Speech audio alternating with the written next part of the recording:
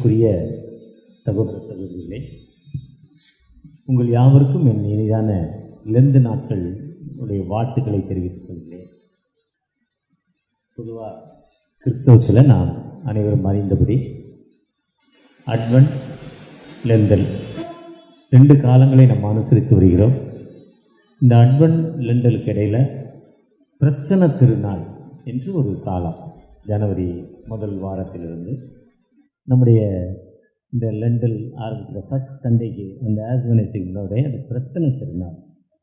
ஆண்டவர் எந்த நிலைமையில் நம்மோடு பிரசன்னத்தின் வடிவில் நம்மோடு இருக்கிறார் என்பதை நமக்கு காட்டும் ஒரு காலங்கள். அதைத் தொடர்ந்து நம்ம அட்வென்ட் காலங்களுக்குள்ளே வந்திருக்கிறோம். இந்த அட்வென்ட் காலங்கள் என்பது ஒரு மனமாற்றத்தின் காலம், நம்மை புதுப்பித்துக் கொள்கிற ஒரு காலம், ஒரு வசந்த காலம், ஒரு இலைதளிர் காலம். அப்படிப்பட்ட எந்த பேரில் சொன்னாலும் நான் பொதுவாக இந்த காலங்கள், இந்த 47 நாட்கள் ஆஸ் வெனஸ்டேயிலிருந்து ஈஸ்டர் வரை 47 நாட்கள் கணக்கிடப்பட்டு 7 நாட்கள் வாரத்தின் முதல் நாள், மிச்சம் அதை கழிச்சா 40 நாட்கள். இவ்வகை பிசாசு ஜெபத்தினாலும் உபவாசத்தினாலும் கடந்து போகாதுங்கிற வார்த்தையின்படி 40 நாட்கள் ஆண்டவரோடு நாம் ஜெபிக்கிற நேரத்தை, வேதம் வாசிக்கிற நேரத்தை, ஆண்டவரோடு உறவு கொள்ளும் நேரத்தை நாம் அதிகப்படுத்திக் கொள்கிறோம். பொதுவாக இந்த 6 வெள்ளி ப்ளஸ் குட் ஃப்ரைடே சேர்த்து 7 வெள்ளிகள், இதற்கிடையில் ஒரு ஆஸ் வெனஸ்டே, மாண்டிஸ் தேர்ஸ்டே, நிறைய திருச்சபைகளில் காலை 5 மணி ஆராதனை, 6 மணி ஆராதனை, ஒவ்வொரு நாளும் மாலை ஆராதனை. இந்த ஆராதனையில் ஒரு 30 நிமிடங்கள், 45 நிமிடங்கள், அதிகமாக 1 ஹவர், இந்த 1 மணி நேரத்துக்குள்ளே இல்லை 30 நிமிடங்களில் ஆண்டவரோடு ஆண்டோடைய இல்லத்தில் வந்து ஆண்டவரோடு நாம் நம்முடைய உறவை புதுப்பித்துக் கொள்கிறோம். நம்முடைய தேவைகளை சொல்லுகிறோம்.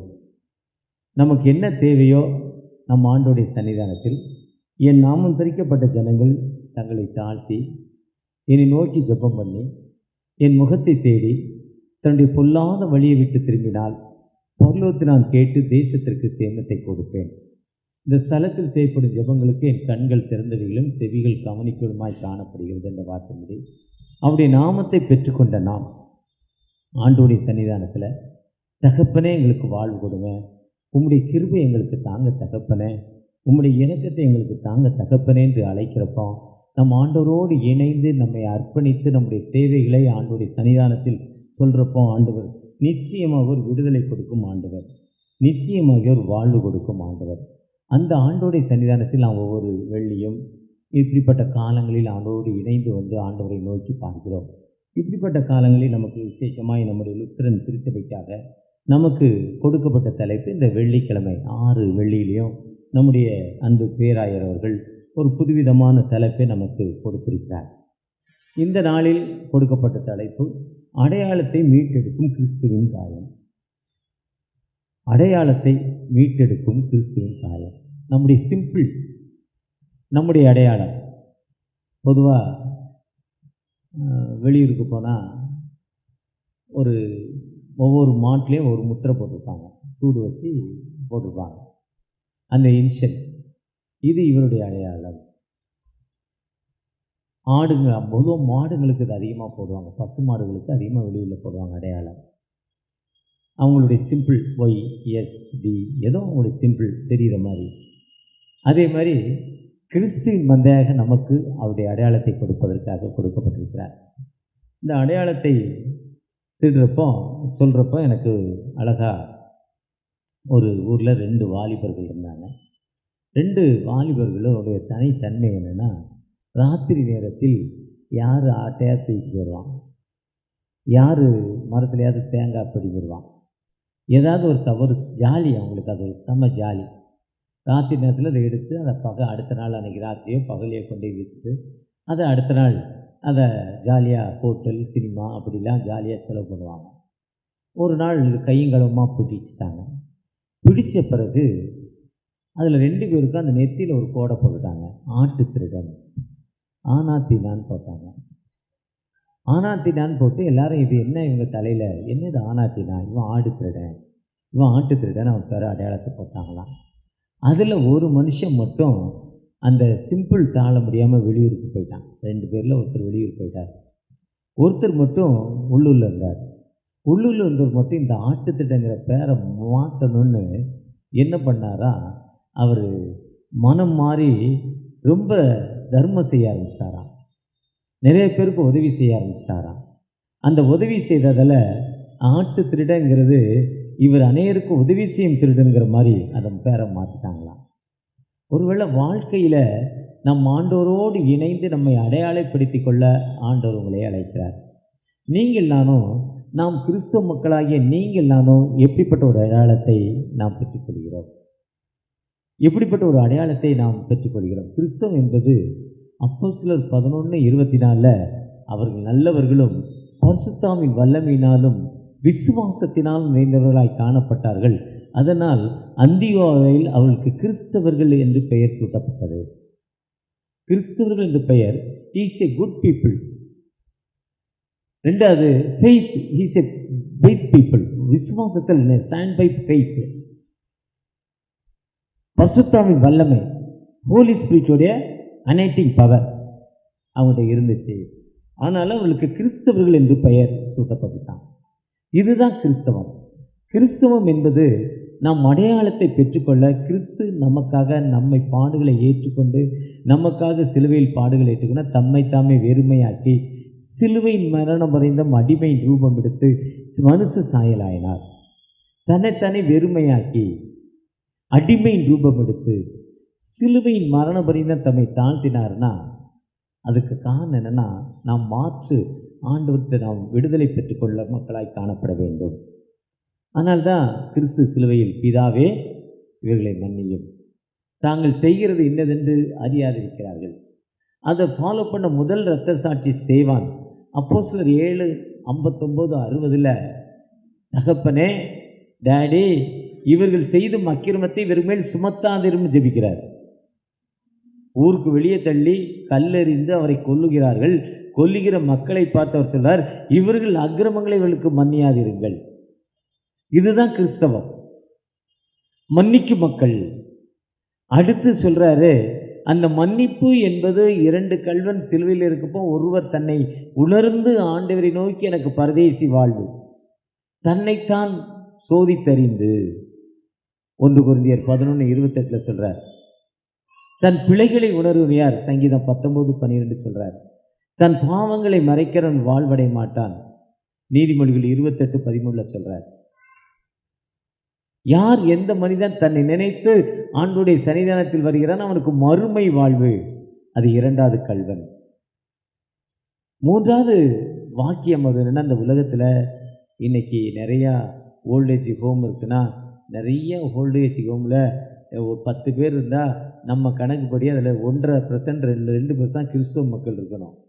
ஆனால் 4 விழுக்காடு கிறிஸ்தவ மக்கள் ஓல்டேஜில் இருக்காங்க. 4 விழுக்காடு 5 விழுக்காடு கிறிஸ்தவ மக்கள் தான் அதிகமாக கொண்டு ஓல்டேஜில் விட்டுறோம், நம்மளால் பார்க்க முடியலன்னு. ஆனால் அதுதான் ஆண்டவர் சொல்கிறாரு, எனக்கு இந்த உலகத்தில் வாழ்வு கொடுத்து என்னை 270 நாட்கள் தன் வயிற்றில் சுமந்து என்னை பெற்றெடுத்து 12 ஆண்டுகள் எனக்கு தேடி கண்டுபிடிச்சி உணவு கொடுத்து 33 ஆண்டுகள் என்னை வாலிப பருவத்தில் பாதுகாத்து எனக்கு உதவி கொடுத்து இந்த தாயை நான் மறக்கக்கூடாது, அவளுக்கு வாழ்வு கொடுக்க வேண்டும் என கட்டளைகளில் மனிதனுக்காக கொடுக்கப்பட்ட முதல் கட்டளையே, உன் வாழ்நாட்கள் நீடித்திருப்பதற்கு உன் தாயின் தகப்பனையும் கொலை நீ கனம் பண்ண வேண்டும், தாயின் தகப்பனை கனம் பண்ணாதவன் கொலை செய்யப்பட வேண்டும். இது கட்டளை. அதுதான் சொல்ல, அதோ உன் தாய், அதோ உன் மகன். 4வதாக, என் தேவனே, என் தேவனே, ஏன் என்னை கைவிட்டீங்க? நமக்கு எப்போ வேதனை துன்பங்கள் வருதோ, துன்பங்கள் மத்தியில் நம்ம உருவாக்கின ஆண்டவரை நோக்கி நம்ம ஜெபிக்கிறப்போ அந்த ஆண்டவர் நமக்கு வாழ்வு கொடுக்கும் ஆண்டவர். என்னை நோக்கி கூப்பிடு, கூப்பிட்ட எளியவனுக்கும் அதே ஒரு உபத்திரப்பட்டவனுடைய உபத்திரத்தை அறுவருக்கல்ல, அற்பமாய் என்னல தம்மை நோக்கி கூப்பிடுகையில் தம்மை நோக்கி உண்மையாய் கூப்பிடுகிற யாவருக்கும் கர்த்தர் சமீபமாய் இருக்கிறார். ஆண்டவரை நோக்கி கூப்பிட்ட மக்களுக்கு வாழ்வு கொடுக்கும் ஆண்டவர், நீங்கள் மன்னிக்கும் ஆண்டவர், அதே நேரத்தில் வாழ்வு கொடுக்கும் ஆண்டவர், அதே நேரத்தில் தன்னை குடும்பத்தை தாயை நேசிக்கும் ஆண்டவர். அந்த ஆண்டவரை நோக்கி நம்ம எப்பெல்லாம் கால் பண்ணுறோமோ கூப்பிட்ட நாளிலே உத்தரவு கொடுத்து தம்முடைய ஆலயத்தில் கூப்பிட பொழுது அவளுக்கு உத்தரவு கொடுக்கும் ஆண்டவர். இது அநேக இடங்களில் வேதாந்தத்தில் தெளிவாக எப்பெல்லாம் யாரெல்லாம் தாவீதின் குமாரனே எனக்கு இறங்கும் எனக்கு இறங்கும் என்று மார்க் 10ஆம் அதிகாரத்தில் அந்த குருடன் அழைத்த பொழுது, அந்த 2 கண்களும் முடமான அந்த குருடன் அழைத்த பொழுது, நான் உனக்கு என்ன செய்ய வேண்டும், நான் உனக்கு எதப்பா பண்ணணும், கூப்பிட்ட பொழுது அதுதான் என் தேவனே. கூப்பிட்ட பொழுதே உலகம் இருளாயிற்று. அப்போதான் சொல்கிறாரு, நான் தாகம்பா, எனக்கு ஒரு தாகம், பசி வந்துருச்சு. என்ன பசினா, இந்த மக்கள் வலதுகைக்கும் இடதுகைக்கும் தெரியாத இவ்வளோ மக்கள் அழிந்து கொண்டிருக்காங்க. இந்த மக்களுக்கு காஸ்பல் சொல்லணும், இந்த மக்கள் அழிந்து கொண்டிருக்கும் மக்களுக்கு காஸ்பல் சொல்லணும், அந்த மக்களை நான் அழைச்சிட்டு வரணும், அந்த மக்களுக்கு நான் விடுதலை கொடுக்கணும்னு சொல்லி அந்த மக்களுக்கு வாழ்வு கொடுப்பதற்காக அந்த காஸ்பல், அதுதான் மத்தேயு 28ஆம் அதிகாரம் 15ஆம் அதிகாரத்தில், மார்க் 16ஆம் அதிகாரம் 15ஆம் வசனத்தில், லூக்கா 27ஆம் அதிகாரம் 47வது வசனத்தில், யோவான் 20ஆம் அதிகாரம் 21ஆம் வசனத்தில், லூக்கா 10ஆம் அதிகாரத்தில், மத்தேயு 10:8 நீங்கள் போய் யார் வியாதி உள்ள மக்களை சரி பண்ணுங்க, குஷ்ரோகிகளை சரி பண்ணுங்க, மரித்தோரை எழுப்புங்க, பிசாசுகளை தொருத்துங்க, இலவசமாய் பெற்றீர்கள் இலவசமாய் கொடுங்கள். அந்த ஊழியத்தின் வாஞ்சை மீன்ஸ் நாம் பெற்ற இன்பம் இந்த மண் பெற்றுக்கொள்ள வேண்டும், பிறர் பெற்றுக்கொள்ள வேண்டும். நாம் பெற்ற இந்த அன்பு பிறர் பெற்றுக்கொள்ள வேண்டும் என்ற இந்த தாகம், அதுதான் அவருடைய தாகம். ஒருவேளை அந்த அவருக்கு மட்டும் இல்லை, என்ன நோக்கத்தோடு இந்த உலகத்திற்கு வந்தாரோ அந்த தாகத்தை நம் தலைமையில் சுமத்துகிறார். நமக்கு கொடுக்கப்பட்ட கட்டளை, கமாண்ட்மெண்ட்ஸ், ஒரு உடன்படிக்கை, நமக்கு கொடுக்கப்பட்ட ஒரு நிபந்தனை. நீங்கள் நாம் செய்ய வேண்டிய காரியம், ஒருவேளை நாம் செய்கிற வேலையை விட்டுட்டு இல்லை, நாம் செய்கிற வீட்டை விட்டுட்டு இல்லை, இருக்கிற இடத்திலே நாம் ஒரு சாட்சியுள்ள மக்களாய் அடையாளத்தோடு வாழ்கிறப்போ, ஒருவேளை அடையாளம் என்பது நாம் மற்றவருக்கு பிறகு அர்ப்பணிப்போடு வாழ ஆண்டவர் உங்களை அழைக்கிறார். தெளிவாக அந்த அடையாளத்தை பற்றி சொல்கிறப்போ, ரொம்ப இன்னொரு வாட்ஸ்அப்பில் ரொம்ப நாளைக்கு முன்னால் ஒரு கதை கேட்டேன், ரொம்ப நல்லா ஞாபகம் வந்தது. இந்த ஆத்தியாது கரியா எனக்கு ஃபுல்லாக கடைசி ஞாபகம் வரல, இன்னொன்று அதே டைட்டிலில் ஞாபகம் வந்துருச்சு. இந்த தர்பீஸ் காலம், ஒருத்தர் தர்பீஸ் திருடிட்டார். தர்பீஸ் திருநாள் ஊர் பஞ்சாயத்தில் போனாலும் தர்பீஸ் திருடன்னு விட்டுட்டாங்க. விட்ட பிறகு எல்லாரும் தர்பீஸ் வீடு, அவர் வீட்டை கேட்டால் அதாவது தர்பீஸ் வீட்டு திருடனாராம். அவர் இறந்த பிறகு அவர் பேர் எங்கள் ஆட்சிக்கு வந்தானா. எதுக்கு தர்பீஸ் திருடன்னு எங்கள் அப்பா பேர் தாத்தா பேர் சொல்கிறாங்க. உங்கள் அப்பா இந்த தோட்டத்தில் போய் தர்பீஸ் திருடிட்டார். அவர் சொன்னாரா, அப்படியா, நான் அந்த பேரை மாற்றுறேன்னு அவர் எல்லாத்துக்கும் மதிய உணவு இலவசமாக போட ஆரம்பிச்சிட்டாராம். எத்தனை பேர் அந்த ஊருக்கு வந்தாலும் அங்கே போய் சாப்பிட்டுக்கலாம். நல்லது, ஒரு வகையான உணவு வகை பதார்த்தங்கள். எங்களுடைய திருச்சபையில் ஒவ்வொரு இந்த லெந்து நாட்களில் ஒவ்வொரு ஞாயிற்றுக்கிழமை குட் ஃப்ரைடேக்கு ஒரு வெஜிடேரியன் சாப்பாடு ரொம்ப நல்ல விதவிதமாக இருக்கும். நிறைய 3-4 வெரைட்டி கூட்டு, சாம்பார், வத்த குழம்பு, புளிக்குழம்பு, பல வெரைட்டியோடு இதே மாதிரி ஒரு வெரைட்டியாக சாப்பாடு போட ஆரம்பிச்சிட்டாராம். அவர் சாப்பாடு போட ஆரம்பிச்சவர் அந்த ஒரு பேர் வந்து தான் சாப்பாடு போடுற ஒரு வீடுன்னு வந்துருச்சான். தர்பீஸ் திருடன் வீடு போய் சாப்பாடு போடுறோம் பேர் வந்துருச்சான். இதுதான் அடையாளப்படுத்தும் ஆண்டவர். அதுதான் தாகம்.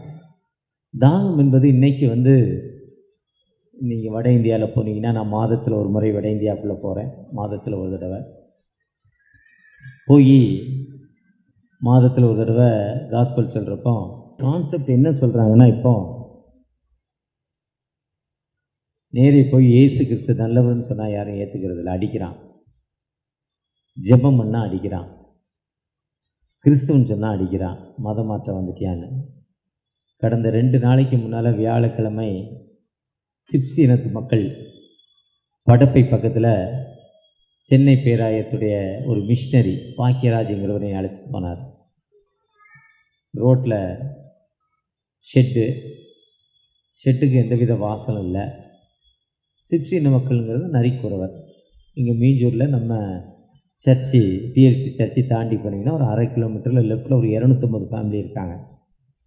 அவங்களோடு நான் வருஷத்தில் ஒரு முறை அவர்களோடு சென்று, இது ரொம்ப கட்டுப்பாட்டில் இருக்குது இந்த மக்கள். அங்கே ஒரு சகோதரி ஊழியம் செய்து கொண்டிருக்காங்க. ரொம்ப கட்டுப்பாடாக அதில் பிள்ளைங்களெல்லாம் கொண்டு படிக்க வைக்கிறாங்க, ஸ்கூலுக்கு அனுப்புகிறாங்க. யாராவது உதவி செய்கிறவங்களை கூட்டிக்கிட்டு மாதத்தில் ஒரு உதவி அந்த மக்களுக்கு செய்ய வைக்கிறாங்க. அந்த மக்கள் கட்டுப்பாடு இல்லாமல் ஒரு மாதிரி இருக்குது. அதில் 20 பேர் வந்து ஞானஸ்தானம் வாங்கிட்டாங்களாம். அந்த மக்களை நடு ரோட்டில் உட்கார வச்சுருக்கேன். நான் வழக்கம் போல் சற்று காலதாமதமாகவே போனேன். நீண்ட தூரம் பயணப்பட்டு என்னுடைய வேலைகளை முடித்து ரொம்ப தூரம் கஷ்டப்பட்டு ரொம்ப தூரம் போனேன். அந்த மக்களுக்கு ஒரு சின்ன உதவி கொண்டு போனேன். ரொம்ப நேரம் காற்று இருந்துச்சு. லைட் இல்லை, மைக் இல்லை, ஒன்றும் இல்லை. நான் போனோன்னே அந்த மிஷனரிகிட்ட கொஞ்சம் கோவப்பட்டேன். என்னப்பா, ஒரு இதாக காஸ்பல் சொல்ல வேண்டாமா? அவங்களுக்கு உதவி செய்கிறோம். இயேசு நல்லவர், இயேசு ரட்சிக்கிறார், இயேசு சுகமளிக்கிறார். நம்முடைய கான்செப்டை கொடுப்பதை விட காஸ்பல் சொல்லணும். கொடுத்து காஸ்பல் சொல்கிறோம், அவ்வளோதான். அதாவது சுவிசேஷத்தை என்பதை அறிவிப்பது என்பது விழுந்த கடமை. ஆனால் அறிவிக்கணும்னா நம்ம எப்படி அறிவிக்கணும்? அதுதான் சமயம் வாய்த்தாலும் வாய்க்காவிட்டாலும். சமயம் என்பது இன்றைக்கி லெண்டல் வெள்ளிக்கிழமை ஐயர் கூப்பிட்டாரு, ஐயர் கூப்பிட்டு உங்களுக்கு காஸ்பல் சொல்லிட்டோம். சமயம் வாய்க்காமல் எப்படின்னா இதே மாதிரி இடத்துல போய் காஸ்பல் அந்த மக்களோடு இணைந்து அந்த மக்களுக்கு என்ன தேவையோ அதை அவங்களுக்கு கொடுத்து தான்ப்பா காஸ்பல் அறிவிக்கிறது. அப்படிப்பட்ட அறிவிப்பு இல்லாமல் நீ என்னப்பா சின்ன மைக் இல்லை, சின்ன லைட் இல்லை, என்ன நல்ல வேலை செய்கிற, ஆனால் இப்படி இருக்கியேன்னு கேட்டேன். அவன் சொன்னான், ஐயா நீங்கள் கொஞ்சம் லேட்டாக வந்துட்டீங்க ஐயா. நம்ம இடம் இந்த மக்களை ஆராதரிப்பு அவங்க இடத்துல ஒரு ஷெட்டு போட்டிருக்கேன். அதில் ஒரு 30 பேர் இருக்கலாம். ஆனால் இப்போ 100 பேர் இருக்குது, 65 பேர் இருக்காங்க. 65 குடும்பம் இருக்குது. இது லேட் ஆகிடுச்சு. இங்கே மைக்கு வச்ச உடனே எதிர்ப்பாளர்கள் அடுத்த நிமிஷம் வந்துடுறாங்க. அடுத்த செகண்டு நம்மளை விரட்டி விட்டுறாங்க, போலீஸ் ஸ்டேஷனில் கொண்டு போய் விட்டுறாங்க. இந்த மக்களும் பயந்து போயிடுறாங்க, மிரட்டுறாங்க, அடிக்க வர்றாங்க, எல்லா வேலையும் செய்கிறாங்க. இப்படிப்பட்ட ஒரு கஷ்டமான சூழ்நிலையில் இருக்கிறையா, காஸ்பலே சொல்ல முடியாத நிலைமையில் இருக்கிறோன்னு தமிழ்நாட்டில் சென்னையில் 5 விழுக்காடு கிறிஸ்தவர்கள் இருக்கிற பகுதியில் தடிக்கு விழுந்தால் நிறைய மாஸ்டர்ஸ் ஃபெல்லோஷிப் இருக்குது. ஒருவேளை நிறைய டிஎல்சி இருக்குது, ஏஎல்சி இருக்குது, சிஎஸ்ஐ இருக்குது, பெந்தெகாஸ்டல் மிஷன் இருக்குது, இண்டிபெண்டன்ட் சர்ச் இருக்குது, ஏஜி சர்ச் இருக்குது, அப்புறம் பிரதர்ஸ் மிஷன் இருக்குது, நிறைய அட்வென்ட் இருக்குது, செவன்த் டே இருக்குது, பெரிய பெரிய பில்டிங், பெரிய பெரிய ஸ்கூலு. இப்படி இருக்கிற இடத்துல மிஷனரிகள் கிட்டத்தட்ட 250-300 வருஷமாக நம்முடைய தோமா வந்த காலத்திலேருந்து கிறிஸ்தவங்க வந்து கொண்டிருக்காங்க. தோமாவுடைய கல்லறையே இங்கே இருக்குது. 1709 சீகன் பால் வந்த காலத்தில் இருந்து இங்கே மிஷன் வளர்ந்து கொண்டே இருக்குது. எங்கே இப்படி இருக்குன்னா, நார்த் இந்தியாவில் ஒரு வீட்டில் ஜெபக்கூட்டம் நடத்த முடியல, ஜெபம் பண்ண முடியல, அடிக்கிறாங்க, உதைக்கிறாங்க. அவங்க மத்தியில் காஸ்பல் சொல்லணும்னா ஸ்கூல் ஆரம்பித்தோ, ஹாஸ்டல் ஆரம்பித்தோ, டே கேர்ஸ் ஆரம்பித்தோ, டே கேர் என்பது ஒருவேளை உணவு கொடுத்து அந்த மக்களுக்கு ஒருவேளை உணவை கொடுத்துட்டு தான் அவங்களுக்கு அந்த நேரத்தில் அந்த மக்கள் நம்ம உணவு கொடுக்கறத பார்த்துட்டு எங்கள் வீட்டில் வந்து எங்கள் அம்மாவுக்கு உடம்பு சரியில்லை, கொஞ்சம் ஜெபம் பண்ணுங்க, எனக்கு பிறந்த நாள் எங்கள் வீட்டுக்கு வாங்க, எனக்கு திருமண நாள் எங்கள் வீட்டுக்கு வாங்க அவங்க கூப்பிடுறப்போ அவங்கள அறியாமல் நம்ம ஜெபம் பண்ணுறப்போ அதுலேயும் ஒரு வில்லங்க ஒருத்தன் வந்தால் வீடியோ எடுத்து போலீஸ் ஸ்டேஷனில் கொடுத்து அந்த வீடியோ உடனே ஒரு தலைவருக்கு பாஸ் பண்ணுறான். அவன் எடுத்துகிட்டு இருக்கப்பே ஆன்லைனில் இந்த வீடியோவை எடுக்கிறப்போ அவர் பார்க்குறாரு. உடனே அவரை ஃபோன் பண்ணி 150-200 பேர் வந்து அந்த மிஷனரியை ஜெயிலில் கொண்டு போடுறாங்க. இன்றைக்கி அப்படி 100கணக்கான மிஷனரிகள் இந்தியாவில் ஜெயிலில் இருக்காங்க. எந்தவித காஸ்பல், எந்தவித அடிப்படை வசதி இல்லாமல். முன்னையாவது நான் சொல்வது 2 வருஷத்துக்கு முன்னா, 100 வருஷத்துக்கு முன்னால், 2 வருஷத்துக்கு முன்னால் காஸ்பல் சொல்லாமல் இந்த நல்ல திட்டங்கள் மூலம் அவர்களை நம்ம காஸ்பல் சொல்லி அவங்களை கிறிஸ்தவத்துக்கு கொண்டு வந்தோம், ஆண்டவரை அறிந்து கொள்ள வச்சோம். ஆனால் இன்றைக்கி நல்ல திட்டம் தொடங்குவதற்கு ஒரு ஸ்கூலோ ஒரு ஏதோ ஒரு வகையில் நம்ம செய்யணும்னு நினச்சா அந்த தீவிரவாதம் வந்துக்கு என் மக்களுக்கு சேர்த்து நீ யாரா ஓடுறா அப்படின்னு அடித்து விரட்டுறான். ஹரியானாவில் ஃப்ளாட் போட்டு விற்ற இடத்த, அந்த இடத்த ஐஎம்எஸ்க்கு வாங்குறாங்க காசு கொடுத்து 60 லட்சம். ஃப்ளாட்டு விற்ற இடத்த, அந்த இடத்த வாங்கின பிறகு அந்த இடத்த எவனுமே வாங்க முடியாமல் தடை பண்ணிட்டு இருக்கான். என்ன சொல்கிறான், விற்ற அந்த உள்ளூர்காரன் சொல்கிறான், நீ ஐஎம்எஸ்க்கு விற்றுட்ட, அதை ரிப்பீட் பண்ணு, வாங்கு, அப்போ தான் நீ இடம் விற்க முடியும். பிளாக் பண்ணிட்டான் ரெஜிஸ்டர் ஆஃபீஸில் போய். ஒரு இடம் கூட விற்கலையா. அந்த இடத்துக்காரர் வந்து, ஐயா தயவு செஞ்சு பணத்தை தரேன், இடத்த வாங்கிக்கோ, இடத்த எங்கிட்ட தந்துரு, என் வாழ்வாதாரம் பாதிக்கப்பட்டு நான் இவ்வளோ வட்டி வாங்கி இவ்வளோ பேங்க் வாங்கி இந்த ஃப்ளாட் போட்டு அப்ரூவல் வாங்குறதுக்கு இவ்வளோ செலவு பண்ணேன், ஆனால் என் நிலைமை இப்படிப்பட்ட நிலைமையான்னு சொல்கிறான். ஒருவேளை இன்றைக்கி இந்தியாவில் இப்படிப்பட்ட நிலைமையில் இருக்கிறப்போ நம்ம அடையாளப்படுத்தாமல், நம்ம யாருன்னு சொல்லாமல் கிறிஸ்தவத்தை அறிவிக்க முடியாதுங்க. கிறிஸ்தவத்தை அறிவிக்கணும்னா நீங்கள் நானும் எப்படிப்பட்ட மக்களாய் காணப்படுகிறோம்? இதோ மனுஷரின் மத்தியில் தேவாதி தேவனே வாசம் செய்கிறாரே. இதோ மனுஷரின் மத்தியில் தேவாதி தேவனே வாசம் செய்கிறாரே. தேவன் தாபரிக்கும் ஸ்தலமே தம் ஜனத்தாரின் மத்தியிலோ. தேவன் தாமரிக்கும் ஸ்தலமே தம் ஜனத்தாரின் மத்தியிலோ. தேவன் தாம் அவர்கள் தேவனாயிருந்தே கண்ணீர் யாவையும் துடைக்கிறாரே. தேவன் தாம் அவர்கள் தேவனாயிருந்து கண்ணீர் யாவையும் துடைக்கிறாரே. பல கஷ்டங்கள் இருந்தாலும் கடந்த ஆண்டுகளை விட இந்த ஆண்டில் ஞானஸ்தானம் அதிகங்க. எல்லா ஊர்லேயும்.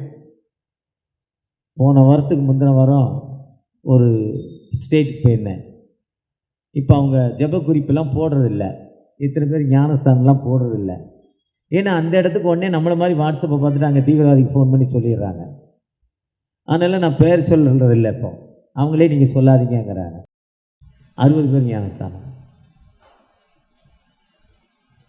ரொம்ப ஒரு பின்தங்கின மக்கள் மத்தியில் ஆண்டவர் கிரியை செய்யும் ஆண்டவர்.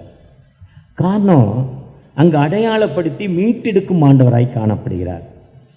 எப்படின்னா, நம்ம ஆண்டவர் பொதுவாக இன்றைக்கி இந்த பேராயர், நம்முடைய இப்போ நவ் இருக்கிற பேராயர், ஒரு புதிய தலைப்பு.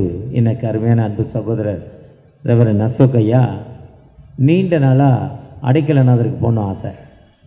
இந்த ஃபுல்பிட்டில் ஏறனா அந்த குருவான ஒரு சப்போர்ட் இல்லாமல் ஏற முடியாது. உங்கள் சர்ச்சை பொறுத்தவரையும் இந்த செக்ஷன் இருக்கிறவரையும் எனக்கு பிரச்சனை இல்லை. வந்தோடனே ஏதாவது ஒரு ஐயரை காட்டி, ஐயா அங்கே ஒரு மனுஷன் இருக்கார், நல்ல மனுஷன்யா, கலராக இருப்பார் சொல்லி எப்படியாவது கூட்டிகிட்டு வந்து என்னை அறிமுகம் பண்ணி இங்கே அவர் சங்கீததாச காலத்துலேருந்து தொடர்ச்சியாக வந்துக்கிட்டே இருக்கேன். இதேமாதிரி எல்லா செக்ஷனையும் சொல்கிறத எல்லா ஐயரும் கேட்டுக்கிறது இல்லை. இப்போ ஒரு சில இடத்துல அவர் போய் சொன்னாரே, நீ யார், உன் வேலை என்ன, ஓடு அப்படி சொல்கிற ஐயர்லாம் இருக்காங்க. பொதுவாக இதுவரை இங்கே வந்ததில் சங்கீததாஸ்க்கு அப்புறம் வந்த ஐயர்கள் நவூர் அசோக் வரையும் அவர் சொன்னதை கேட்குற மாதிரி தான் இருக்குது. ரெண்டாவது ஹம்பிள் அண்ட் சிம்பிள். அவர் ரொம்ப ஒரு மரியாதையானவர். அசோக் சொல்லிட்டா உங்கள் சிஷ்யன்ட்டார். இனி அவரை எனக்கு சிஷ்யன் அவர் இன்றைக்கி அவர் சொல்லிட்டார். ஆனால் நான் தாங்க அவருக்கு சிஷ்யன். உண்மையாக ஒரு சிறப்பான மனிதர். அதே மாதிரி அடைக்கலநாதர், அருள்நாதர், அன்புநாதர், பெத்தேல், அந்த பக்கம் குரோம்பேட்டை, தாம்பரம், டிஎல்சி சர்ச், எல்லா சர்ச்சும் போயிட்டேன். அந்த ஐயர் தெரிவானா இருந்தால் தான் நம்ம அங்கே உள்ள என்ன பண்ண முடியும். இந்த ஆல்டரில் இப்போ ஆல்டரில் கேட்டால் நீ அங்கேயும் வாங்கியிருக்கேன், ஆன்லேஷன் வாங்கி அப்போ தான் மெசேஜ் கொடுப்பேன்பாங்க. ஆனால் அதெல்லாம் இல்லை, ஐயருக்கு தெரிஞ்சால் மட்டும்தான் போக முடியும். இதுதான் உண்மையான கான்செப்ட்டு. நான் என்னை 66 வயசில் கிட்டத்தட்ட இப்போ ஒரு 20 வருஷமாக மினிஸ்ட்ரிக்கு போகிறேன். நான் கற்றுக்கிட்ட ஒரு நல்ல பக்குவம் இது. ரெண்டாவது, ஐயரோட நல்லா பேசிட்டாலும் சேர்க்க மாட்டாங்க, தப்பாக பேசிட்டாலும் சேர்க்க மாட்டாங்க. கொஞ்சம் லிமிட்டாகவும் வச்சுக்கணும், ஐயருக்கு மேலேயும் பேரக்கூடாது. ஏன்னா யாராவது எங்கேயா நல்லா பேசிட்டானா அடுத்து வாய்ப்பு கொடுக்க மாட்டாங்க. இதிலெல்லாம் பெரிய விஷயம் இருக்குது. ஒரு சிலர் சொல்ல மாட்டாங்க, ஏன்னா சொன்னால் சொல்ல மாட்டான்னு சொல்லிவிட்டு, ஐயா உங்கள் மெசேஜ் சூப்பர் மெசேஜான்னு யாரையோ அவர்கிட்ட சொல்லிவிட்டு அவர் மெசேஜ் சொல்லிட்டு போயிடுவார். இதெல்லாம் ப்ராக்டிக்கலாக நம்ம மனித ரூபத்தில் நான் பார்த்துக்கிட்டே, நான் ஒரு பிஸ்னஸ் மேனில் இது அண்ணனை ஸ்கீ போர்டு போடுறேன்னா 20 வருஷமாக தெரியுமா, 20 வருஷம் 25 வருஷமாக பழக்கம். ஒரு நல்ல விசுவாசி, கடவுள் அவர் ஒரு அடையாளம், ஆண்டவருக்கு அது ஒரு அடையாளப்பட்ட காயம். அவரும் ஒரு அடையாளப்பட்ட காயம், நம்ம எல்லாத்துக்கும் தெரிஞ்சதான். ஒருவேளை இந்த காலத்தில் பிஷப் அவர்கள் அந்த எதுக்கு இதை கதை அதை முடிக்கவே இல்லை. அடைக்கலாந்தரில் இப்போ வந்திருக்க ஐயர்கிட்ட, ஐயா அந்த சர்ச்சுக்கு போகணுன்னு ஆசைப்படுறேன், ரொம்ப நாள் ஆச்சு. முந்தின ஐயர் அவர் சாம்சன் இருக்க வரையும் கூப்பிட்டாரு. சாம்சனுக்கும் ஃபஸ்ட் சர்வீஸ் ரெகுலராக போயிடுவேன், மாதத்தில் 2 மாதத்துக்கு ஒருக்கா. இப்போ 2-3 பேர்கிட்ட சொன்னேன், யாருமே பண்ணலை, நீங்கள் கொஞ்சம் அவர்கிட்ட ரெக்கமெண்ட் பண்ணுங்களேன்னு அசோக் ஐயர்கிட்ட சொன்னேன். உடனே அசோக் ஐயர் அப்போயே அவருக்கு ஃபோன் பண்ணி, நீங்கள் 13ஆம் தேதி எனக்கு கொடுத்துருக்கீங்க, அவர் ஒரு வேளை 13 கேப்பு தான், நீங்கள் போங்க, நான் பார்த்துக்கிறேன், அப்புறம் நம்ம பார்க்கலான்னு அவர் ஒரு அட்வைஸ் கொடுத்து அவருக்கு ஃபோன் பண்ணார். அவர் ஃபோன் ஒன்று 2 நிமிஷத்தில் அவர் ஃபோன் பண்ணிட்டார். நான் மீட்டிங்கில் இருந்தேன், ஃபோன் எடுக்கல. அப்புறம் அவரோடு ஒரு தொடர்பு ஏற்பட்டுருச்சு. தொடர்பு ஏற்போம் அவர் உடனே ஒரு தலைப்பு அனுப்பி விட்டார். இந்த தலைப்பில் தான் நீங்கள் பேசணும், இல்லை எங்கள் மக்கள் பரலோகத்துக்கு போக மாட்டாங்க, எங்கள் பிஷப் கொடுத்த தலைப்புன்னு சொல்லிட்டார். அவர் சொன்னது தான் நான் சொல்கிறேன், நான் பொதுவாக எதையும் சொல்கிறதில்ல. பொதுவாக அப்படி அவர் நம்முடைய அப்படி தான் இந்த வாரத்தில் அடையாளத்தை மீட்டெடுக்கும் கிறிஸ்துவின் காயம். பொதுவாக ஆஸ் வெட்னஸ்டேக்கு அவர் கொடுக்கப்பட்ட தலைப்பு என்னென்னா, காயமடைந்த கிறிஸ்துவின் குணமாக்கும் காயம். சங்கீதம் 51 கொடுக்குறார், 4 டெக்ஸ்ட் கொடுக்குறார். நான் அந்த வாரத்தில் டிஎர்சியில் பிரசங்கம் பண்ணலை, இருந்தாலும் எனக்கு தலைப்பு பார்த்தா சங்கீதம் 51. தாவீது தப்பு பண்ணிட்டார். தப்பு பண்ண தாவீது ஆண்டவர் கூப்பிட்டு சொல்கிறார், நீ தப்பு பண்ணிட்டடா, இப்படி செத்து போகிற, நீ சேரது மட்டும் இல்லை, உன் சாபம் உன் சந்ததி முழுதும் அழியுங்கிறார். ஒரு கிறிஸ்துவ நண்பர் இவ்வாறு அழகாக சொல்கிறாரு. எனக்கு கிறிஸ்துவத்தில் அடையாளம் கொடுக்குறவர் திருவிழியம் தான் வாசிப்பார். இப்போ திருக்குறள் தான் கடவுளுக்குன்னு அவர் சொல்கிறார், நான் சொல்லலை. அந்த அளவுக்கு தமிழ் தீவிரவாதி அவர் சொல்கிறார், உங்கள் கடவுள் ரொம்ப மட்டமான ஆளுன்னு என்கிட்ட சொன்னார். எதுக்கு பாடினேன், என்னடா மொட்டை மாடிக்கு போனானா ஒரு பொம்பளை குளித்த பொம்பளையை பார்த்துட்டு நல்லா இருக்குன்னு கணவனை கொண்டுட்டானா. இன்றைக்கி வாட்ஸ்அப்பில் பார்த்தேன், ஒரு அம்மா புருஷனை 4 காட்டு காட்டி, ஏன்டா என் தங்கச்சி குளித்ததை பார்த்தேன்னு கேட்குறார். அப்போ நானாக பார்த்தேன், நீ தானே சோப்பு ஓன் சோப்பை யாராவது மாற்றி குளிச்சிட போகிறாங்களான்னு சொன்னேன், அந்த சோப்பை மாற்றி உன் தங்கச்சி குளிச்சிட்றாளான்னு நான் பாத்ரூமை எட்டி பார்த்தேங்கிறான். இதே மாதிரி தான் தாவீது அங்கே ஏதோ தப்பு பண்ணார். தப்பு பண்ணது மட்டுமல்ல, அவளுடைய பத்சேபாளுடைய கணவரை கொன்னுட்டார். அழகாக பிளான் பண்ணி கொல்றார். பிளான் பண்ணி கொன்ன உடனே கடவுள் சொல்கிறாரு, நீ தப்பு பண்ணிட்டடா, நீ தப்பு பண்ணதால் அவருக்கு ஒரு தண்டனை கொடுக்கிறார். பத்சேபாளுடைய குழந்தை காயப்பட்டுருச்சு, மரணப்படுக்கை. இவரும் 1 வாரம் சாப்பிடல, எலும்புந்தோலுமாக ஆகிட்டார். படுக்கையை விட்டு எந்திக்கவே இல்லை, தரையில் படுக்கிறார். பெட்ஷீட்டோ பாயோ ஒரு தலகாணியோ இல்லாமல் தன் பாவ மன்னிப்புக்காக, தன் பெற்றெடுத்த குழந்தையுடைய வாழ்விற்காக அவர் காயப்பட்டார். ரொம்ப ஒரு சூப்பர் பகுதி அது.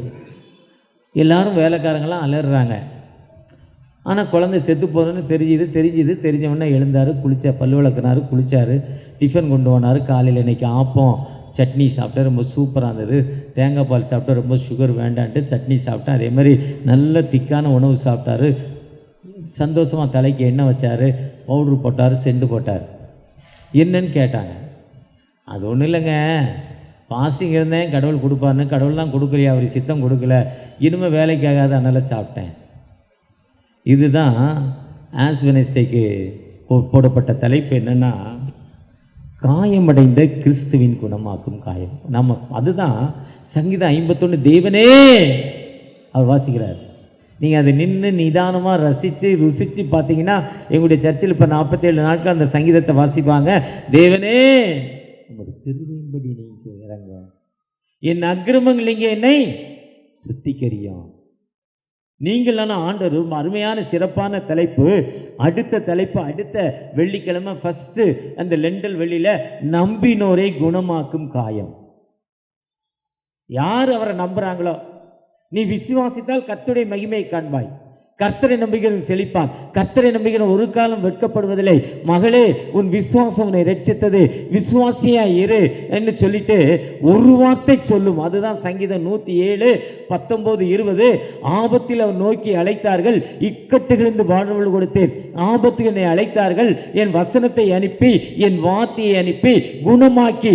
அதுதான் யோவான் 8:54. என் வார்த்தை ஒரு சாதாரண வார்த்தை இல்லை, என் வார்த்தை இருபுறம் கருக்குள்ள வார்த்தை. அந்த வார்த்தையை அனுப்பி விடுதலை கொடுக்கும் ஆண்டவர். அதுதான் நம்பினோர். அங்கே ஒரு பெரிய ஊழியர் தான் கை வச்சு ஜெபம் பண்ணணும்ல. நீங்கள் இதில் இருக்கிற நீங்கள் நானும் இப்போ நீங்கள் விசுவாசத்தோடு ஜெபம் பண்ணிங்கன்னா, லூக்கா 10 சொல்கிறாரு, இதயத்தில் விசுவாசி, வாயினால் அறிக்கை பண்ணு, ஆண்டவர் உயிரோடு எழுப்பினார், சொல்லு, ஜெபம் பண்ணு, பெற்றுக்கோ ஹீலி. ரோமர் 10 சொல்லலாம், இஸ்ரவேல் ரட்சிக்கப்பட வேண்டும். சொல்லிக்கிட்டு கடைசி 9:10 நீ விசுவாசி. அதுக்கு பெரிய சாட்சி நம்ம மாஸ்டர் சூப்பர்மேன். அவர் நிறைய இடத்துல அவர் ஒரு சாட்சியாக சொல்லுவோம். ஒரு சாட்சி இங்கே இருக்குது, ஆனால் இன்றைக்கி அது சொல்ல வாய்ப்பில்லை, சொல்ல வேண்டாம். அந்த அளவுக்கு அந்த விசுவாசம், அந்த நம்பினோர், அதுதான் அந்த ஒரு வார்த்தை அந்த ஐஸ்வர்யவான். அடுத்து துயரோத்துறை தேற்றும் கிறிஸ்துவின் காயம். யார் துயரப்பட்டிருக்காங்களோ அந்த மக்களுக்கு விடுதலை கொடுக்கும் கிறிஸ்துவின் காயம். துயரப்பட்ட மக்களுக்கு வாழ்வு கிடைக்க ஒதுக்கப்பட்ட அந்த வாழ்வு என்னன்னா, நாயின் ஒரு விதவை, ஒரே மகங்க செத்து போனாங்க, வாழ்க்கையில் யாருமே இல்லைங்க. அந்த அம்மா அழுகுது. அந்த அம்மா ஒரு கிறிஸ்தவர் அல்ல, ஒரு யூதன் அல்ல. ஆனால் அந்த அழுகையை பார்த்து தேடி வந்து வாழ்வு கொடுக்கும் ஆண்டவர். நீங்கள் நானும் அழுகிறப்போ, நாம் துயரத்தில் இருக்கிறப்போ, அந்த இஸ்ரேல் மக்கள் இயேசுவை நோக்கி அழைக்கல, கடவுளை நோக்கி அழைக்கல, தன் துயரத்தை நோக்கி வானத்தை நோக்கி சத்தமிட்டாங்கன்னா சொல்லுது. யாத்ரா 3ஆம் அதிகாரத்தில் ஜோசுவாவில் சொல்கிறாரு, அந்த நெகேமியா 9 சொல்கிறாரு, நோக்கி மேலே நோக்கி அழுகிறாங்க, ஒப்பாரிங்கிறான். அந்த அழுகையின் கூக்குரல் சந்நிதத்தில் வந்து எட்டிச்சு. நாயினுடைய விதவையுடைய கூக்குரல் என் சந்ததியில் வந்து எட்டிச்சுங்கிறாரு. ஒருவேளை அந்த கூக்குரலோடு நீங்க ஆண்டவரை நோக்கி அழைக்கிறப்போ, அதுதான் ஒடுக்கப்பட்டோரை, தள்ளப்பட்டோரை, பாதிக்கப்பட்டோரை. ஏதாவது மொழியில சொல்லிக்கோ. லேகியம், இருப்பு கல்லறை, உடல்ல ஆடை இல்லை, உடம்பெல்லாம் காயம், சங்கினால் கெட்டப்பட்டிருக்கு, முறிக்கிறான், கல் எடுத்து அவனே இடிச்சுக்கிறான், யாராவது போனால் கல் எடுத்து எறிகிறான், பக்கத்தில் வராதரான். ஆனால் அவனுடைய அந்த வேதனையின் மத்தியில் ஏதாவது ஒரு தடவை தெளிவு வந்து கடவுளை நோக்கி நிச்சயமாக கால் பண்ணியிருக்கணும். அவர் யாருமே அவரை ஒருத்தர் இருக்கா நீங்கள் போங்கன்னு இயேசுட்ட சொல்லலை, அவங்க அம்மா அப்பா வந்து சொல்லலை, அவனும் இயேசுவை வாங்கன்னு கூப்பிடல.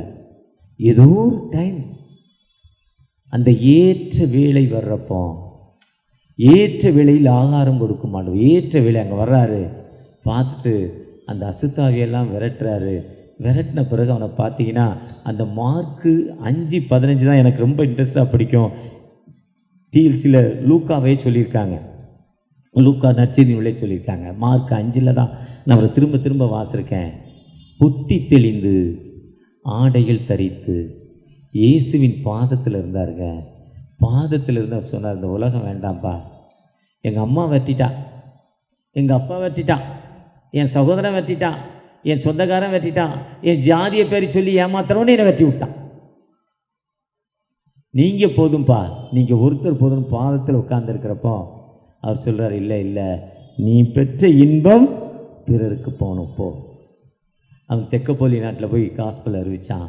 கடந்த வாரத்துடைய தலைப்பு, ஒருவேளை பாதிக்கப்பட்டோர், துயரப்பட்டோர், வாழ்விழந்தோர், கைவிடப்பட்டோர், அந்த மக்களுக்கு யாரெல்லாம் நான் பாதிக்கப்பட்டிருக்கேன்ப்பா, என் கணவரால் பாதிக்கப்பட்டிருக்கேன், என் அம்மா அப்பாவில் நான் ஒதுக்கப்பட்டிருக்கேன், நான் திருமணம் என் விருப்பத்துக்கு பண்ணதால் எங்கள் அம்மா அப்பா விட்டுட்டாங்க, நான் ஞானஸ்தானம் வாங்கினதால் என் குடும்பத்தில் என்னை தள்ளிட்டாங்க, நான் கிறிஸ்தவத்தில் ஆனதால் இந்த சமூகம் என்னை ஏற்றுக்கொள்ளலை, எனக்கு இப்படிப்பட்ட ஒரு வியாதி இருக்கிறதால இந்த சமூகம் என்னை ஏற்றுக்கொள்ளலை, நான் ஒரு கண்ணீரான வாழ்வு இருக்கிறேன், எனக்கு விடுதலை இல்லை. நீங்கள் என்ன நோக்கத்தோடு இருந்தாலும் ஆண்டவருக்கு ஏதாவது ஒரு டைமில் கால் பண்ணியிருந்தா, அந்த கால் வெயிட்டிங்கில் இருந்து அந்த கால் ரிசர்வ்டு கால் ஆகி உங்கள் அப்ளிகேஷன் ஏற்றுக்கொள்ளப்பட்டு இன்று இப்பொழுது ஒரு விடுதலை கொடுக்கும் ஒரு உயிருள்ள ஆண்டவர் நம்மோடு கடந்து வந்திருக்கிறார். கர்மம்ங்கிற ஒரு கேசட்டை ஏசு விடுவிக்கிறாரில் போட்டிருக்காங்க. ஏசு விடுவிக்கிறார் ஆன்லைனில் போயிட்டு, வெப்சைட்டில் போயிட்டு கர்மம்னு போட்டிங்கன்னா கேசட் வரும். அதை பார்த்தீங்கன்னா, கர்மங்கிற கேசட்டில் பார்த்தீங்கன்னா அது பாஸ்டர் ஏசன்னா, ஓசனா மந்திர் திருச்சபை, பிளட் வாமிட்,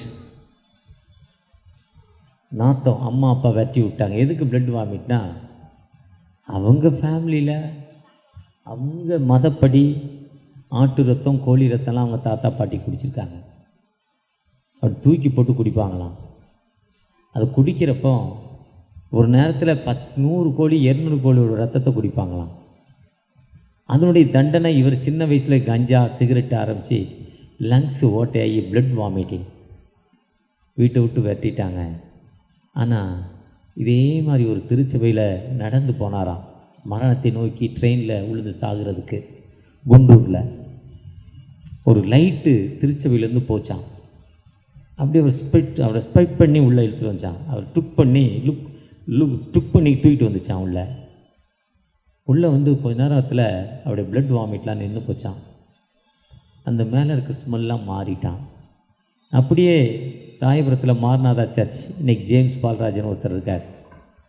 அவர் சர்ச்சில் பாய் போடுறார். 16 வயசில் பாய் சர்ச்சு இப்போ எடுக்கிறார். இறக்குறப்போ 66 65 வயசு. 950 சர்ச்சு ஃபில் பண்ணி முடிச்சிருக்கார். ஒரு சர்ச்சில் குறைஞ்சது 5000 பேர் இருக்கலாம். பாஸ்டர் ஏசனா பேசுகிறான்னா குறைஞ்சது 4 லட்சம் பேர் குறைஞ்சபட்சம். 5 மணி நேரம் மெசேஜ். ஒரு சிலருக்கு அப்போயே கொட்டாய் வந்துருச்சு, ஒரு சிலர் அப்போயே டைம் பார்த்துட்டீங்க சீக்கிரம் முடிக்கலையேன்னு. ஆனால் 4.5 மணி நேரமுடைய மெசேஜ் அந்த துயருற்ற மக்களுக்கு, பாதிக்கப்பட்ட மக்களுக்கு, ஒடுக்கப்பட்ட மக்களுக்கு வாழ்வு கொடுக்கும் ஆண்டவர். அந்த வாழ்வு கொடுப்பு தான் லூக்கா 8ஆம் அதிகாரம் 26-34 சொல்லுது. இந்த வாழ்வு பெற்ற மக்கள் நம் அடையாளப்படுத்த காணப்படுகிறோம். இன்னும் ஆண்டவருடைய வருகையே அடையாளம் தான். அந்த அடையாளத்துக்கு நாம் அழைக்கப்படுகிறோம். ஏன்னா ஆண்டவர் வந்ததை நோக்கமே அடையாளப்படுத்துவதுக்கு தான். ஏசாயா ஆதியாகமம் 49:10 சமாதான கர்த்தர் வருவார், நமக்கு சமாதானத்தை கொடுப்பாருங்கிறார். என்னாகமம் 24:17 யாக்கோபிலே நட்சத்திரம் தோன்றும், அது மோவாபின் எல்லைகளை நொறுக்கி சேத் புத்திரர்கள் எல்லாம் கொன்றும். மோவாப் என்பது நமக்கு எதிரிகள். நம்முடைய வியாதி, நம்முடைய கடன் பிரச்சனை, நம்முடைய அமைதி இல்லாத நிலைமை, அவைகளெல்லாம் நொறுக்கி சேத் புத்திர எல்லையிலெல்லாம் நொறுக்கப்படும் சொல்கிறாரு. நமக்கு விரோதமாய் உருவாக்கப்படும் எந்தவித ஆயுதமும் வாய்க்காதே போகும்பதற்காக தான். என்னாகம் 24 சொல்கிறார். ஏசாயா 61 கர்த்தருடைய ஆவியான என்மேல் இருக்கிறார், தரித்திரருக்கு சுவிசேஷம், இருதயம் நறுங்குண்ட மக்களுக்கு வாழ்வு என்று ஏசாயா 60:1 அதே வசனம் இன்றைய தினம் நிறைவேறிற்று என்று லூக்கா 4ஆம் அதிகாரம் 17-18 சொல்றாரு. இன்னைக்கு இந்த வசனம் நிறைவேற்றுன்னு சொல்றாரு. என்னன்னா நொறுங்குண்ட மக்களுக்கு வாழ்வு, விடுதலைப்பட்ட மக்களுக்கு வாழ்வு கொடுப்பதற்காக வந்தார். இதுதாங்க அடையாளம். ஒருவேளை இயேசு இந்த உலகத்தில் வந்த நோக்கமும் நமக்கு வாழ்வு கொடுப்பதா, நம்மை உயர்த்துவதா, நம்மை எல்லா நிலையிலும் வழி நடத்துவதா. அதுக்கு தான் இயேசு உலகத்தில் வந்தார். அந்த செவ்வாய்க்கிழமை அந்த சிப்சி மக்கள் மத்தியில் போயிருக்கிறப்போ சாட்சி சொன்னாங்க, பாட்டு பாடினாங்க. ராத்திரி 8:30 மணிக்கு என் மெசேஜ் எடுபடாதுன்னு புரிஞ்சிட்டேன். கரண்ட் இல்லை, லைட் இல்லை, பாதி பேர் தண்ணி அடிச்சிட்டான், நேரம் ஆகிட்டு அங்கங்கே உட்காந்து அவன் பேசிக்கிட்டு இருக்கான். இனிமேல் நம்ம பேசி ஒருத்தம் கூட பரலோகத்துக்கு போக மாட்டோம், நம்மளாவது பரலோகத்துக்கு போகிறதுக்கு ஒரு வழி தேடுவோன்னு 2 பேரை சாட்சி சொல்லு, 2 பேரை பாட்டு சொல்லு, 2 பேரை வசனம் சொல்லுன்னேன். அதில் ஒரு 10 பேர் வந்து வசனம் சொல்லிச்சு. அந்த பிள்ளைகள் அவ்வளோ அழகாக சொல்லிச்சு. ஒரு 8 வயசு குழந்தை சொல்லுது, பல்லுவலியா ஜெபம் பண்ணிச்சான், பல்லுவலி சரியாயிட்டான். காலையில் வீட்டில் பாத்திரம் வளர்க்குறப்ப கம்மல் குத்திட்டான். அந்த தமிழில் சொல்லுது, அவங்க தமிழில். ரத்தம் வந்துச்சான், செருப்பு போட முடியலையா, நடக்க முடியலையா, ஸ்கூலுக்கு போகணுமேனு ஜெபம் பண்ணேன். அதை பார்த்தா 8 வயசு மாதிரி தெரியல. அந்த குழந்தைய பார்த்தா கல்யாணம் பண்ண பொண்ணு மாதிரி இருக்கா, உயரமாக அப்படி இருக்கா, குண்டு குண்டுன்னு. ஆனால் ஆண்டவர்கிட்ட நான் ஜெபம் பண்ணேன், எனக்கு வாழ்வு கொடுத்தாருங்க, எனக்கு விடுதலை கொடுத்தாருங்க. அந்த ஆண்டவர் நல்லவருங்க, அந்த ஆண்டவர் விடுதலை கொடுத்தவருங்க. அதுதான் இந்த ஏழை தாய் வந்து விசுவாசத்தோடு இயேசுவின் பாதத்தை தொட்டாங்க. ஒரு அம்மா சொல்லுது, தண்ணி லேசாக தண்ணியில் இருக்குது, வாய்க்குள்ளே பொடியோ போயிலையோ வச்சுருக்கான். ஒரு 28 கிலோ 30 கிலோ தான் எடை இருக்கும், ஒல்லியாக கருப்பாக வியாதிப்பட்டிருக்கு. அது சொல்லுது, எங்கள் அண்ணி அது பேர் வந்து ஏதோ ஒரு பேர் சொல்லிச்சு, ரொம்ப சூப்பராக ஒரு பாத்திரம் பேர் சொல்லிச்சு. அதுக்கு உடம்பு சரியில்லை, அட்மிட் ஆகிட்டாங்க. நான் ஜெபம் பண்ணேன், கடவுளே இவங்களுக்கு விடுதலை கொடுங்கன்னு ஆண்டவரின் ஜெபத்தை கேட்டான். இந்த பொண்ணு லேசாக தண்ணி அடிச்சிருக்கா, வாயில் போயிலையோ பொடியோ வச்சுருக்கு, 32 கிலோ தான் எடை இருக்கும். அது ஃபெய்த்தை பாருங்க, நான் ஜெபம் பண்ணேங்க, அந்த அம்மாவுக்கு விடுதலை கிடச்சிதுன்னு சாட்சி சொல்லிச்சு. இன்னொரு அம்மா சொல்லிச்சு, அது தண்ணி அடிக்கலை, நல்ல விசுவாசி, ரொம்ப அழகாக சொல்லிச்சு சாட்சி. ஒருவேளை எப்படி அடையாளப்படுத்தி அந்த மக்களோடு அடையாளப்படுத்தும் ஆண்டவர் நம்மோடு கடந்து வந்திருக்கிறார். அவருக்கு வாழ்வு கொடுத்த ஆண்டவர் நமக்கு வாழ்வு கொடுத்திருக்கிறார். அந்த ஆண்டவரை நோக்கி பார்க்கிறப்போ நிச்சயமாகவே ஒரு வாழ்வு உண்டு, நிச்சயமாக ஒரு விடுதலை உண்டு. அந்த உயிருள்ள ஆண்டவர்கிட்ட, தகப்பனே என்னை பிளஸ் பண்ணுங்கப்பா, உம்முடைய கிருபை எனக்கு தாங்க தகப்பனே, உம்முடைய இரக்கத்தை தாங்க தகப்பனே. உம்மை நோக்கி பார்க்க வந்திருக்கிறோம். என்னை அடையாளப்படுத்துங்க தகப்பனே, என்னை சிம்பிள் பண்ணுங்க. நான் என் வீட்டு பக்கத்தில் இதோ இந்த மகள் என்று சாட்சி சொல்லணும். என்னை நீங்கள் அடையாளப்படுத்த போகிற தயவுக்காக, மகளே, டாட்டர், இந்த உமர், நீ உன் ஃபெய்த் ஹீலிங்னு சொன்னீங்க. டாட்டர் ஃபெய்த் ஹீலிங்னு சொன்னீங்க. எனக்கு அப்படிப்பட்ட ஒரு ஹீல் வேணும் தகப்பனே. எனக்கு ஒரு மிரக்கல்ஸ் வேணும், எனக்கு ஒரு ஒண்டர்ஸ் வேணும் தகப்பனே. உம்முடைய பாதத்தில் வந்திருக்கிறேன் என்று நீங்கள் அவரை நோக்கி பார்க்கிறப்போ நிச்சயமாக வாழ்வு கொடுக்கும் ஒரு உயிருள்ள ஆண்டவர் நம்மோடு கடந்து வந்திருக்கிறார். ஒரு வாழ்வு கொடுக்கும் ஆண்டவர் நம்மோடு கடந்து வந்திருக்கிறார். அந்த ஆண்டவர்கிட்ட தகப்பனே எனக்கு விடுதலை தாங்க நம்ம நோக்கி பார்த்தோமா. இயேசு பிறந்த பொழுது தேவதூதர்கள் பாடினாங்க, பரலோகத்தில் சந்தோஷம், பூமியிலே சமாதானம், மனிதர் மேல் பிரியமும் உண்டாவதாக என்று. இயேசு தன் வாழ்க்கை வெற்றியின் பவனியில மக்கள் பாடினாங்க. லூக்கா 19:38 பரலோகத்தில் சந்தோஷம், பூமியிலே சமாதானம், பரலோகத்திலே சமாதானம் என்று சொன்னீங்கப்பா. மனுஷர் மேல் பிரியமும் உண்டாதுன்னு சொல்லி நீங்க வந்தபோது ஒரு வெற்றி கிடைச்சது தகப்பனே. அந்த ஓசனாங்கிற ஒரு வெற்றி என் வாழ்க்கையில வேணும் தகப்பனே. எனக்கு ஒரு விடுதலை தாங்க, என்னை பிளஸ் பண்ணுங்க. உம்முடைய கிருபை என்னோடு வரட்டும் தகப்பனே, உம்முடைய இரக்கம் என்னோடு வரட்டும் தகப்பனே. உம்மை நோக்கி பார்க்க வந்திருக்கிறேன், உம்முடைய கிருபையை தேடி வந்திருக்கிறேன், உம்முடைய இரக்கத்தை தேடி வந்திருக்கிறேன், உம்முடைய வழிநடத்தலை தேடி வந்திருக்கிறேன் தகப்பனே. என்னுடைய பிரசனம் அந்த ஏழை தாய் இயேசுவின் வஸ்திரத்தை தொட்ட பொழுது, மகளே உன் விசுவாசனை ரட்சித்ததுன்னு சொன்னீங்க. அந்த உயிருள்ள ஆண்டவர் இன்று செயல்படுறீங்க, இன்று ஆக்ஷன்ல இருக்கிறீங்க, இன்று அதை நடத்தி கொண்டிருக்கீங்க.